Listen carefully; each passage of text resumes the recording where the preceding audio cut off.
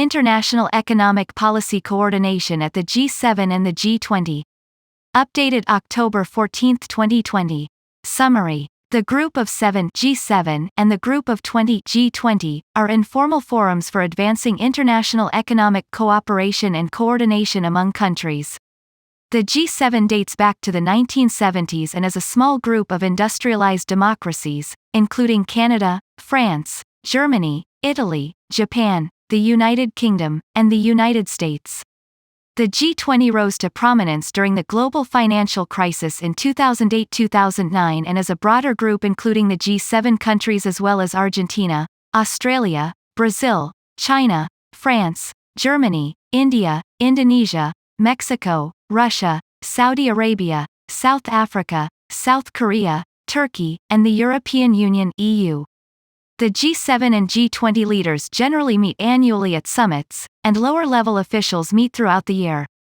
The meetings generally focus on international economic and financial issues, although over time the scope of the meetings have expanded to include a broad range of foreign policy issues, including food security, climate change, and women's empowerment, among others.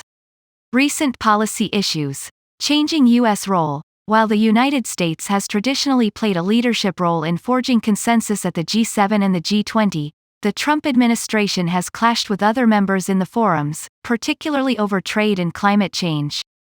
There is debate over whether the Trump administration's approach undermines U.S. leadership in the global economy, the divisions are overblown, or the administration is delivering on its America First campaign pledges.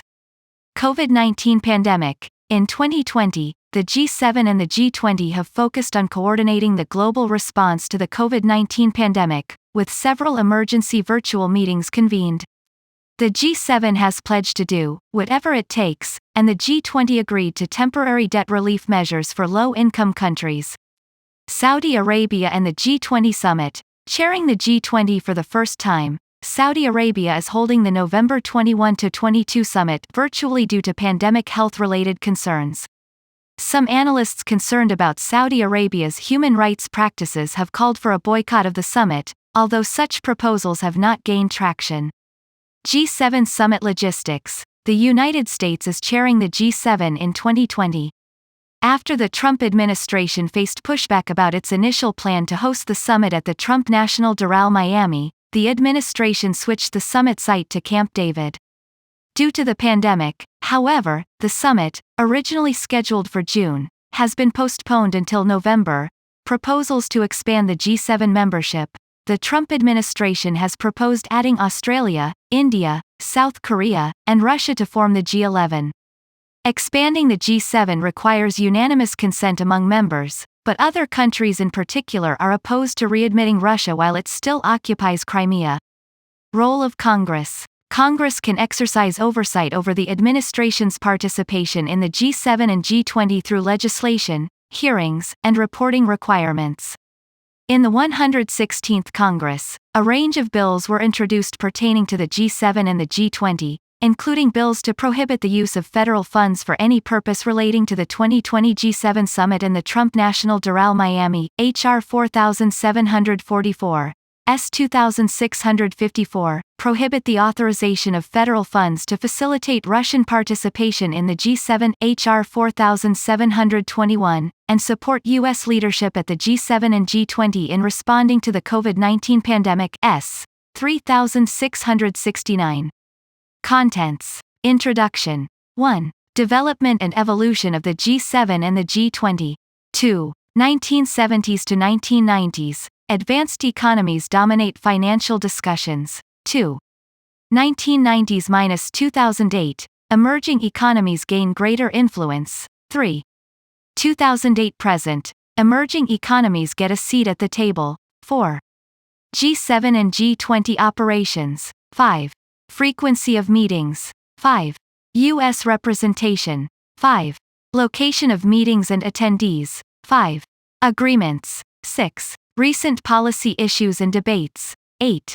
Changing U.S. role under the Trump administration. 8. Coordinating the response to the COVID-19 pandemic. 9. Concerns about Saudi Arabia chairing the G20. 10. Debate over the G7 summit location. 11.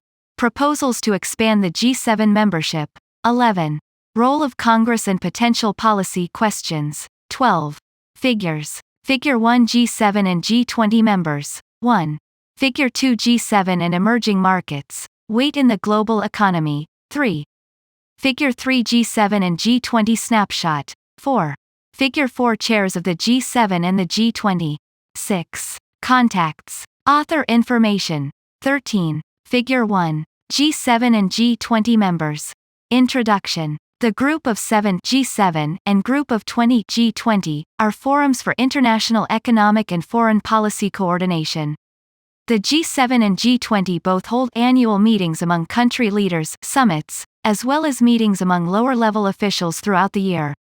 The G7 traces its roots to the 1970s, and is a small group of developed, industrialized democracies: Canada, France, Germany, Italy, Japan, the United Kingdom, and the United States. Figure 1. The G20 is a larger and more diverse group of developed and emerging market economies.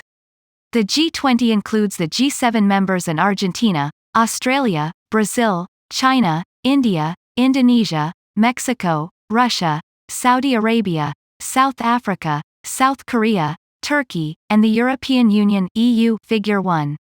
The finance ministers and central bank governors from the G20 countries began meeting in 1999.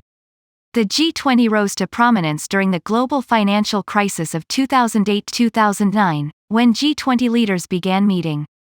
Today, the G7 and the G20 processes continue in parallel.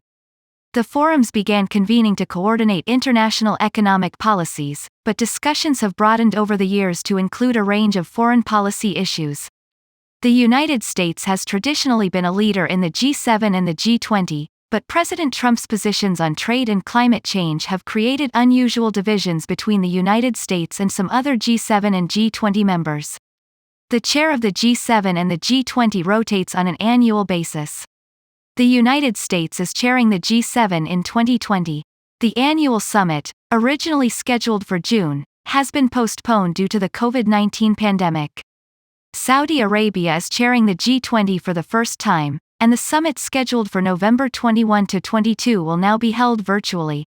Several human rights groups and analysts have raised concerns about Saudi Arabia's chairmanship given Saudi Crown Prince Mohammed bin Salman's leadership of the Saudi war effort in Yemen and repression of domestic dissent. 1. Both the G7 and the G20 have convened emergency virtual meetings in 2020 among cabinet-level officials to discuss and coordinate the response to the pandemic. Congress exercises oversight over the administration's participation in the G7 and the G20, including the policy commitments that the administration is making and the policies it is encouraging other members to pursue. Additionally, legislative action may be required to implement certain commitments made by the administration in the G7 and G20 processes. The G7 and the G20 also hold annual meetings among the members' parliamentary speakers, which provides another avenue for Congress to weigh in on G7 and G20 issues. This report analyzes the historical origins of the G7 and the G20, how the forums operate, major recent developments pertaining to the G7 and the G20, and debates about their effectiveness as forums for economic cooperation and coordination. Development and evolution of the G7 and the G20. Since World War II, governments have created and used formal international institutions and more informal forums to discuss and coordinate economic policies. Countries want to coordinate policies to avoid unilateral, beggar thy neighbor, policies intended to benefit the country enacting the policy at the expense of its neighbors or trade partners. Beggar thy neighbor policies, including competitive devaluations and protectionist trade policies, were prevalent during the interwar period, and led to the Great Depression. Additionally, some economies policies, such as fiscal stimulus, are more effective when countries implement them simultaneously. As economic integration has increased over the past several decades, international economic policy coordination has become even more active and significant. Governments use a mix of formal international institutions and international economic forums to coordinate economic policies. Formal institutions, including the International Monetary Fund (IMF), the Organization for Economic Cooperation and Development (OECD), the World Bank, and the World Trade Organization (WTO), are typically formed by an official international agreement and have a permanent office with staff performing ongoing tasks. 2. Governments have also relied on more informal forums for economic discussions, including the G7 and the G20 as well as the Paris Club, a group of donor countries that negotiate debt relief for developing countries.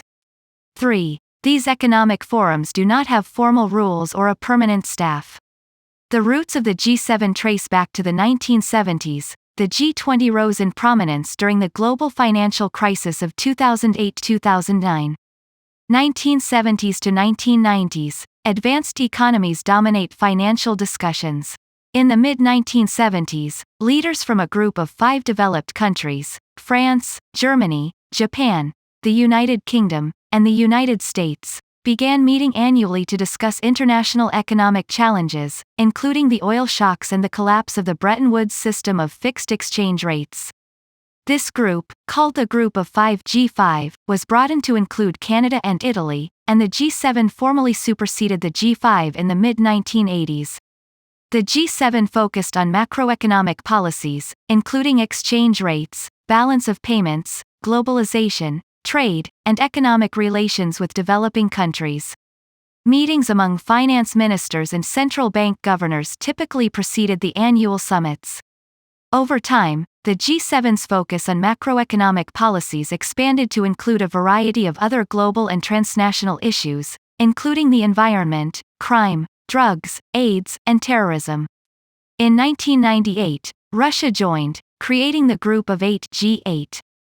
4. Russia's participation focused on foreign policy issues. It did not usually participate in discussions on international economic policy, which continued to occur mainly at the G7 level.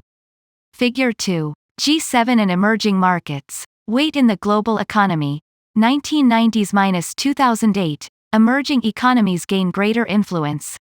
Although emerging economies became more active in the international economy, particularly in financial markets, starting in the early 1990s, this was not reflected in the international financial architecture until the Asian financial crisis in 1997-1998. The Asian financial crisis demonstrated that problems in the financial markets of emerging market countries can have spillover effects on financial markets in developed countries, suggesting emerging markets are too important to exclude from discussions on economic and financial issues. The G20 was established in late 1999 as a permanent international economic forum for encouraging coordination between advanced and emerging economies. However, the G20 was a secondary forum to the G7 (G8). The highest-level G20 officials meeting were the finance ministers and central bank governors, while the G8 convened meetings at the leader level. Emerging markets continued to grow, accounting for a larger share of global economic output, while the G7's share dropped. Figure 2. Emerging markets were granted more sway in international economic discussions when the G8 partly opened its door to them in 2005. 5. The United Kingdom's Prime Minister Tony Blair invited 5 emerging economies, China, Brazil, India, Mexico, and South Africa, to participate in G8 discussions but not as full participants, the G8+5. The presence of emerging market countries gave them some input in the meetings, but they were clearly not treated as full G8 members. Brazil's finance minister reportedly complained that developing nations were invited to G8 meetings, only to take part in the coffee breaks. 6. 2008 present, emerging economies get a seat at the table. It is only with the outbreak of the global financial crisis in the fall of 2008 that emerging markets were invited as full participants to international economic discussions at the highest leader level. The G20 leaders convened for the first time in Washington, D.C. in November 2008. At the third G20 Summit, held in September 2009 in Pittsburgh, Pennsylvania, the G20 leaders decided that going forward, the G20 would be the premier forum for international economic cooperation, supplanting the G7's implicit role as such. There are different explanations for why the shift from the G7 to the G20 occurred. Some emphasize recognition by the leaders of developed countries that emerging markets have become sizable players in the international economy and are simply too important to bar from the room. 7. Others suggest that the transition from the G7 to the G20 was driven by the negotiating strategies of European and US leaders. It is reported that France's President, Nicolas Sarkozy, and Britain's Prime Minister, Gordon Brown, pushed for a G20 summit, rather than a G8 summit, to discuss the economic crisis in order to dilute perceived US dominance over the forum, as well as to show up America and strut their stuff on the international stage. 8. Likewise, it is reported that President George W. Bush also preferred a G20 summit in order to balance the strong European presence in the G8 meetings. 9. The G20 initially focused on coordinating responses to the global financial crisis, but the group has taken on a number of issues over the past decade, including women empowerment, digitization and data flows, infrastructure, combating terrorist financing and corruption, and the migration crisis, among other issues. Even with the elevation of the G20 as the premier forum for international economic cooperation, the G7, G8 has continued its separate track of policy discussions and coordination.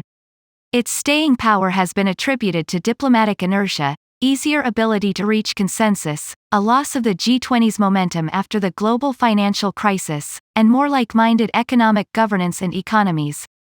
10. Following Russia's illegal annexation of the Crimean region of Ukraine in 2014, the G7 leaders disinvited Russia and the group reverted to the G7. Today, the G20 accounts for almost 85% of global GDP, about 70% of global exports, and about 60% of the global population.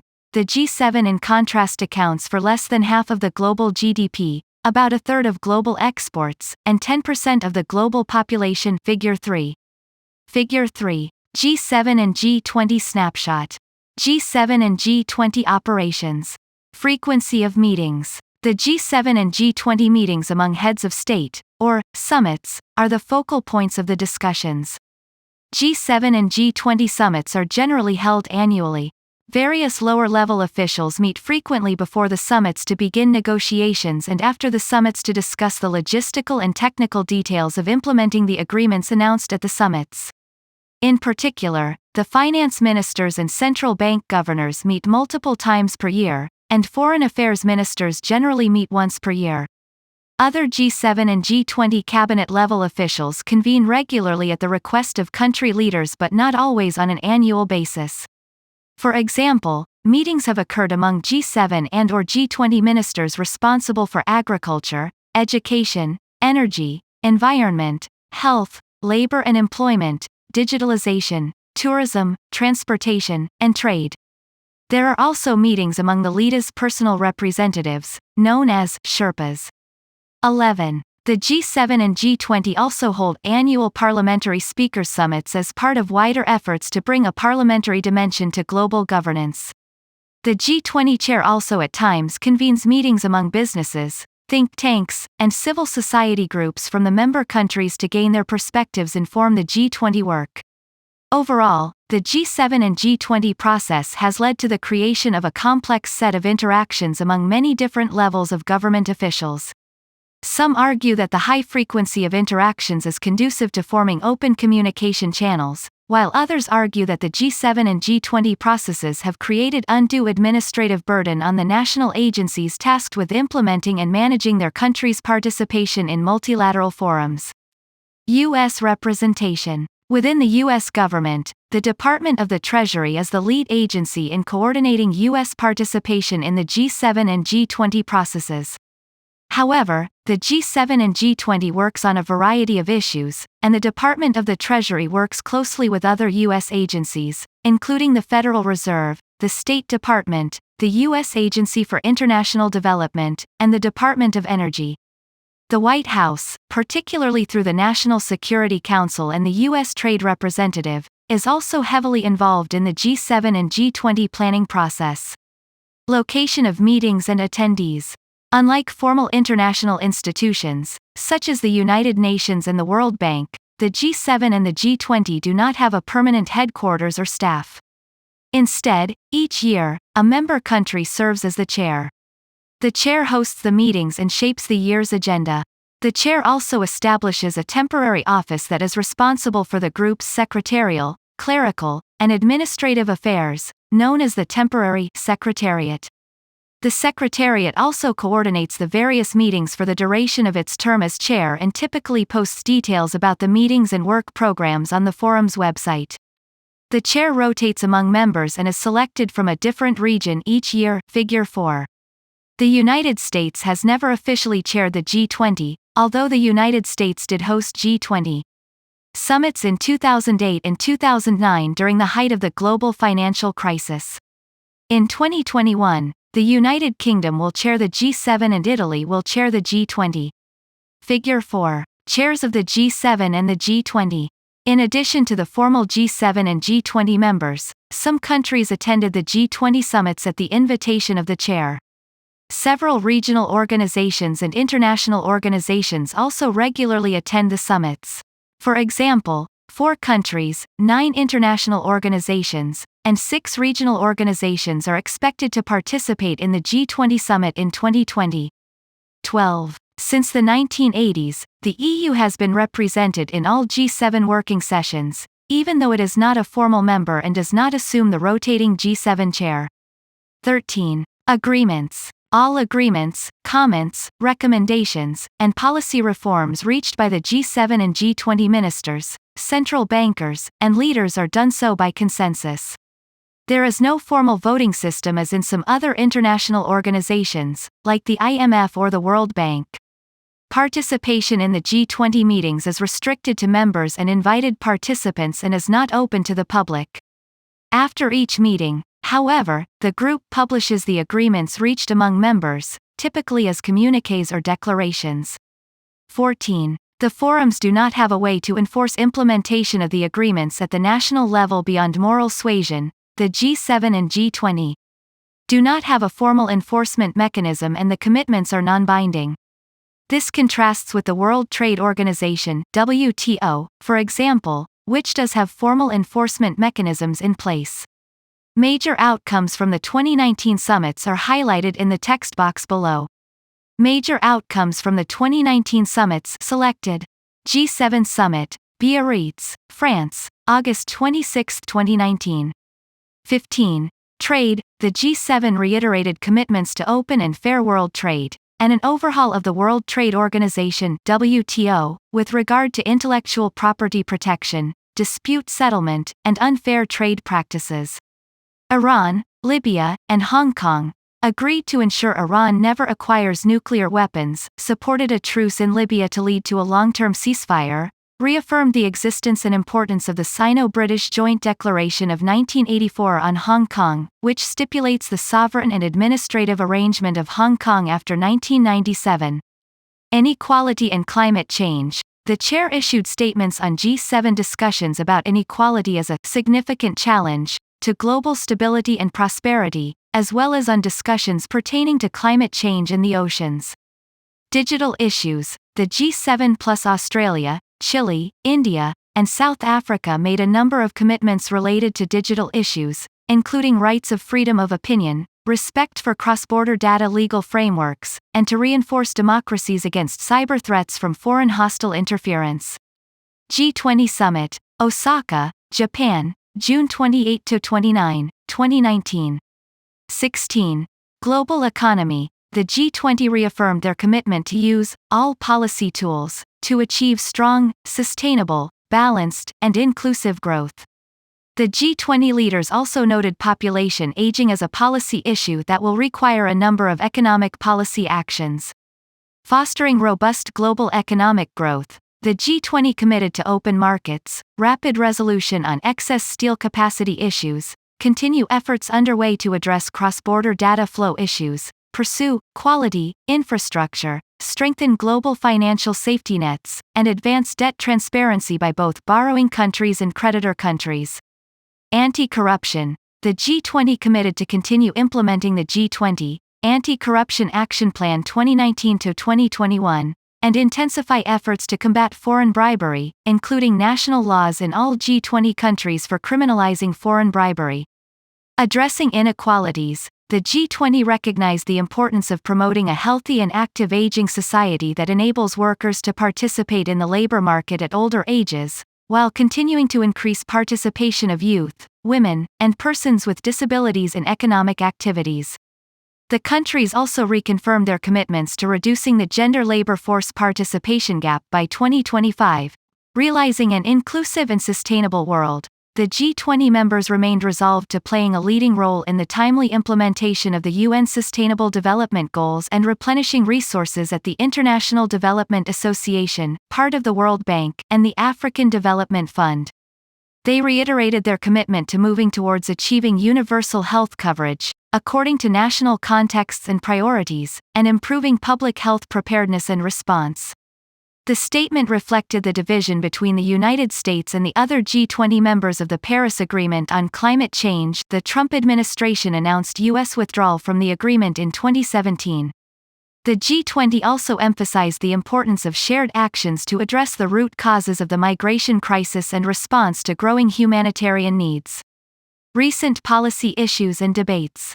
The G7 and G20 have featured prominently in recent policy debates, including the reorientation of U.S. foreign policy under the Trump administration, the global response to the COVID-19 pandemic, human rights concerns about Saudi Arabia, conflict of interest controversies within the U.S. government, and whether the membership of the G7 needs to be expanded. These issues are discussed in more detail below. Changing U.S. role under the Trump administration. U.S. participation in the G7 and the G20 has shifted dramatically under President Trump.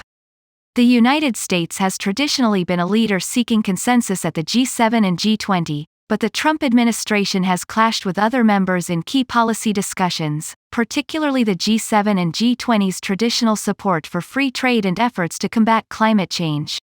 The Trump administration's trade policies, such as withdrawing from the Trans-Pacific Partnership (TPP), and application of steel and aluminum tariffs for national security reasons, and climate change's policies, including the withdrawal from the Paris Agreement on climate change, put it at odds with other G7 and G20 members.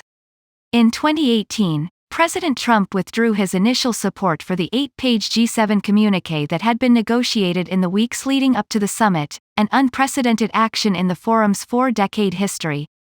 Also in 2018, the G20 communiqué reflected the differing views on climate change between the United States and the other 19 members. The clear statement of division among members was unprecedented in a G20 communiqué. Many analysts now refer to the forums as the G6+1 and the G19+1 to underscore the divisions between the United States and other member countries. 17. The deep divisions between the United States and the other G7 and G20 countries contribute to questions about U.S. world leadership under the Trump administration. Since World War II, the United States, working with allies, has developed and promoted an open and rules-based international order. President Trump campaigned on an America First platform and has pursued significant changes in U.S. foreign and trade policy. Directly challenging other members, including those that are Western, capitalist democracies and long-standing key U.S. allies, appears to be part of that shift from the principles governing U.S. foreign policy over the past several decades. It may also represent a transition in the U.S. role at international forums, from one of building consensus to confrontation. Key Trump administration advisors and supporters have argued that the differences between the United States and other countries are overblown, and that President Trump is pursuing foreign policies consistent with his campaign pledges. 18. Coordinating the response to the COVID-19 pandemic. The outbreak of the COVID-19 pandemic in 2020 was a complex and devastating shock to the global economy. Combating the pandemic required shutting down large portions of the economy.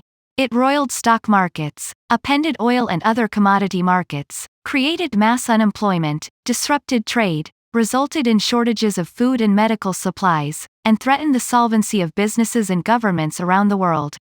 In April 2020, the IMF cautioned that COVID-19 will likely be the worst recession since the Great Depression, far worse than the recession following the global financial crisis of 2008-2009. 19. Early in the pandemic, governments were divided over the appropriate response and in some cases acted unilaterally, particularly when closing borders and imposing export restrictions on medical equipment and medicine. An emergency, virtual meeting of G7 finance ministers on March 3, 2020, fell short of the aggressive and concrete coordinated action that investors and economists had been hoping for, and US and European stock markets fell sharply after the meeting. However, on March 16, 2020, the leaders of the G7 countries held an emergency summit by teleconference to discuss and coordinate their policy responses to the economic fallout from the global spread of COVID-19. In the joint statement released by the G7 leaders after the emergency teleconference summit, the leaders stressed they are committed to doing whatever is necessary to ensure a strong global response through closer cooperation and enhanced cooperation of efforts. 21. The countries pledged to coordinate research efforts, increase the availability of medical equipment, mobilize the full range of policy instruments, including monetary and fiscal measures, as well as targeted actions, to support workers, companies, and sectors most affected by the spread of COVID-19, task the finance ministers to coordinate on a weekly basis, and direct the IMF and the World Bank Group, as well as other international organizations, to support countries worldwide as part of a coordinated global response. 22. G7 coordination has not been unproblematic, however, including disagreement among G7 foreign affairs ministers about how to refer to the virus coronavirus or the Wuhan virus, and concerns about collaboration on vaccine research. 23. The G7 summit for 2020, originally scheduled for June, has been postponed until after the U.S. presidential election in November. The G20 was slower to respond to the pandemic. Even though G20 coordination is widely viewed as having been critical in the response to the global financial crisis of 2008-2009, several factors may have complicated current G20 coordination. The Trump administration's prioritization of an America First foreign policy over one committed to multilateralism. The 2020 chair of the G20, Saudi Arabia, is embroiled in disputes over its human rights practices and the economic and fiscal fallout of COVID-19 and lower oil prices, and US-China tensions make G20 consensus more difficult. 24. The G20 held a summit by teleconference on March 26, 2020. But the resulting communiqué was criticized for failing to include concrete action items beyond what national governments were already doing. 25. G20 coordination gained momentum in April, most notably with the G20 agreement on debt relief for low-income countries. The G20 finance ministers agreed to suspend debt service payments for the world's poorest countries through the end of 2020. The Institute of International Finance (IIF), which represents 450 banks, hedge funds, and other global financial funds, also announced that private creditors will join the debt relief effort on a voluntary basis. This debt standstill will free up more than $20 billion for these countries to spend on improving their health systems and fighting the pandemic. 26. Private sector commitments were critical for official creditors, so that developing countries could redirect funds to improving health systems rather than repaying private creditors.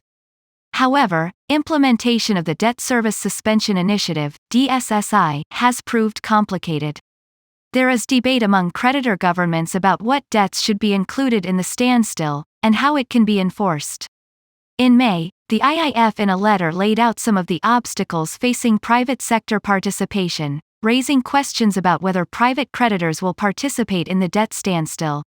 27. Reportedly, some African countries are opting to negotiate debt relief individually with China and other creditor nations because of concerns they will be blocked from financial markets if they participate in the G20 debt standstill. 28. The health and economic consequences of the pandemic are expected to dominate G7 and G20 discussions at least through the end of the 2020, and likely well into 2021. Due to the pandemic, the United States postponed the G7 summit from June until November. Saudi Arabia announced that the G20 summit on November 21–22 will be held virtually rather than in Riyadh as originally planned. In May 2020, Senator Menendez (NJ) introduced legislation in the Senate supporting, among other initiatives, U.S. leadership in the G7 and the G20 in coordinating a comprehensive response to the pandemic and preventing future waves of the infection. S. 3669. Concerns about Saudi Arabia chairing the G20. Saudi Arabia is hosting the G20 for the first time in 2020, and several human rights groups and analysts have raised concerns about Saudi Arabia's chairmanship, given Saudi Crown Prince Mohammed bin Salman's leadership of the Saudi war effort in Yemen and repression of domestic dissent.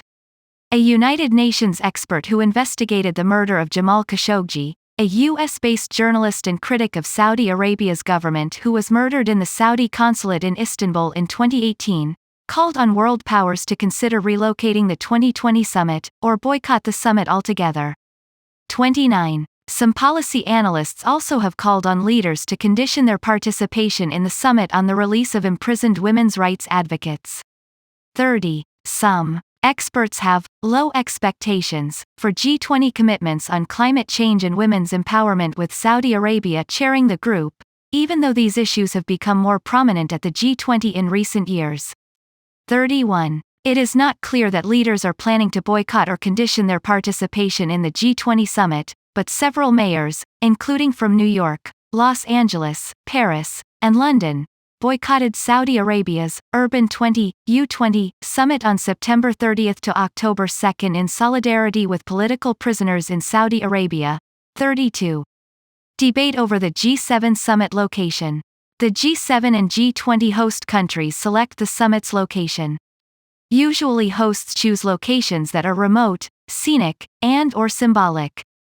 33. After considering a number of sites as venues for the 2020 summit, on October 17, 2019, the Trump administration announced that the summit would be held at the Trump National Doral, Miami.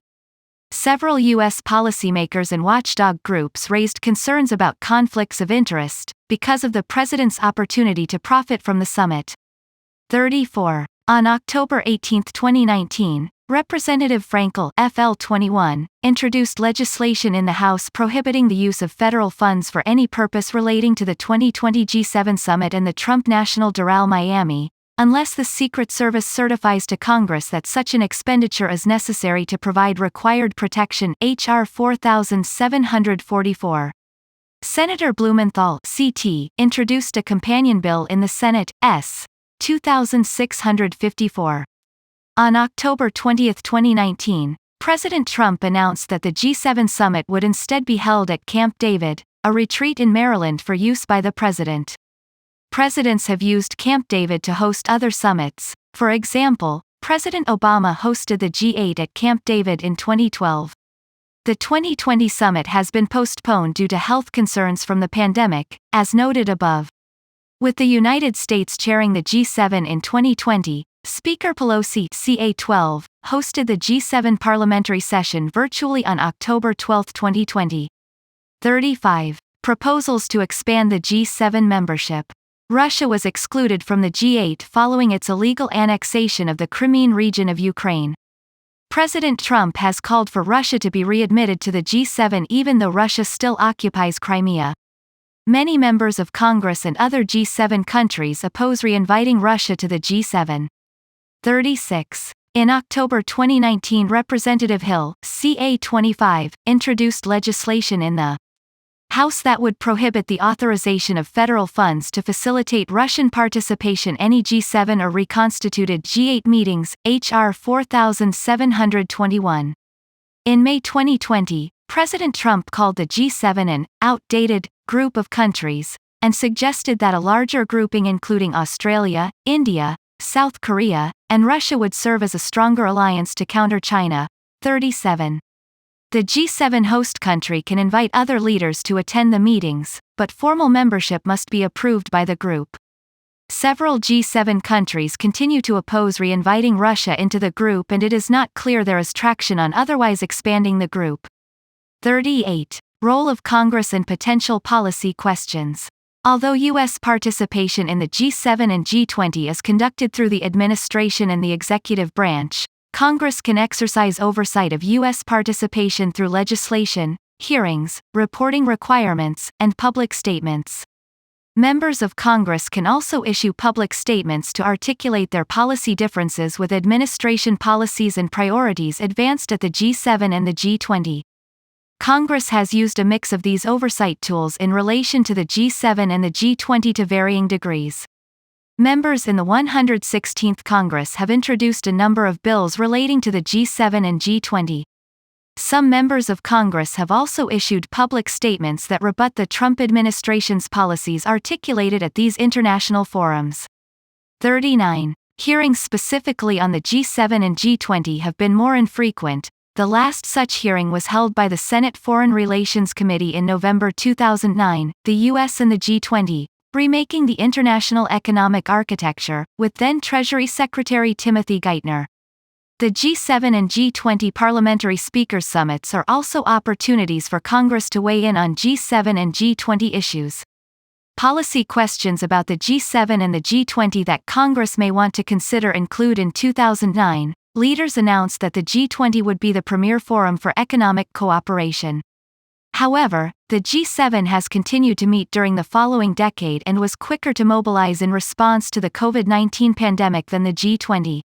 Is the G20 still considered the premier forum for economic cooperation? Are both forums needed, and if so, what should the division of labor be between the two? What is the record on implementation and follow-up on commitments at the G7 and the G20? The policy issues discussed at both the G7 and the G20 have expanded over the years. Does the inclusion of a broad range of issues dilute meaningful discussion and commitments, or does it enable negotiations and trade-offs to be made that would be otherwise infeasible in more narrow discussions? Is coordination on some issues, such as monetary policy conducted largely by independent central bankers, easier and/or more effective than other issues, such as fiscal policies that must be approved by national legislatures? If so, should such considerations shape the focus of G7 and G20 discussions? Is the composition of the G7 outdated, as suggested by President Trump? Would expanding the G7 create a more effective forum, or would it be more difficult to reach consensus in a larger group? G7 and G20 leaders meet annually, but a broad range of lower-level officials meet throughout the year.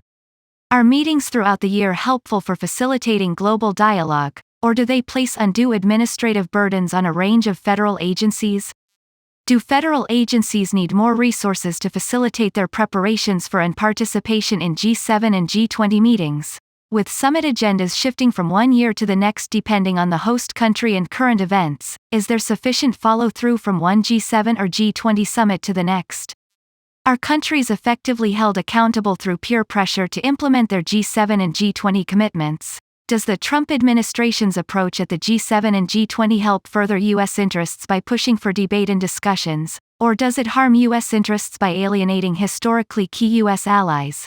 What more could or should the G7 and G20 be doing to encourage economic recovery amidst the global pandemic? Is it appropriate for the United States or other countries to boycott or condition their participation in international meetings on policy changes in the host country, and if so, under what circumstances? When the United States chairs the G7 or G20, how should meeting sites be selected? Author information: Rebecca M. Nelson, Specialist in International Trade and Finance.